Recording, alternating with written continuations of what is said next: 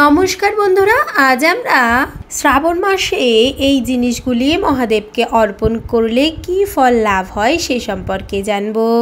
মহাদেবকে বা শিবলিঙ্গে ওম নমঃ শিবায় এই মন্ত্র জপ করতে করতে এই জিনিসগুলি অর্পণ করতে হবে।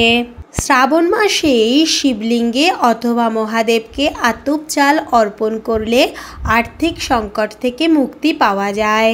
দুর্বা অর্পণ করলে আয়ু বৃদ্ধি পায়। সবুজ মুগ ডাল অর্পণ করলে সুখ শান্তি বৃদ্ধি পায়। গম অর্পণ করলে সন্তান প্রাপ্তি ঘটে। কালো তিল অর্পণ করলে রোগমুক্তি ও পাপ ক্ষয় হয়। শিবলিঙ্গে বা মহাদেবকে ছোলার ডাল অর্পণ করলে বিবাহের বাধা কেটে যায়। জব অর্পণ করলে সব সংকট ও দুর্ঘটনা থেকে মুক্তি পাওয়া যায়। আমার এই ভিডিওটা যদি আপনাদের ভালো লাগে তাহলে লাইক, শেয়ার, কমেন্ট, সাবস্ক্রাইব করবেন আর বন্ধুদের কাছে অনেক অনেক করে শেয়ার করবেন। হর হর মহাদেব। ধন্যবাদ।